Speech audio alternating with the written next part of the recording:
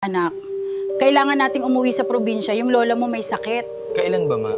Bukas, anak, at malubha na ang lola mo. Matagal nang hindi nakakabalik si Atong sa baryong minsan naging tahanan nila. Noong bata pa siya, isang lugar na pilit ng kinalimutan ng kanyang pamilya.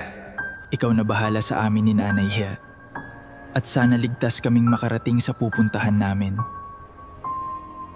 Mauna ka sumakay sa tricycle, Nay. Sige anak, salamat sa pag-alalay sa akin. Si Atong ang nag-iisang anak ni Cecilia. Bata pa lang si Atong nang mamatay ang kanyang ama Nak, sa isang sasakay pa tayo madugong ng tricycle engkwentro papunta sa lola mo. laban sa mga gabunan.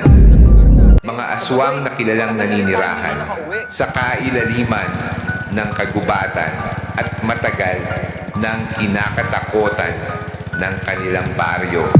Bakit sinasabi ng kwentas ko na nasa panganib kami? Totoo kaya yung kwento ni Papa na maraming aswang sa baryong ito? Ano yun anak? Wala, Nay. Parang may nakita akong babae. Wala naman akong nakita, anak ah. Hayaan nyo na, Nay.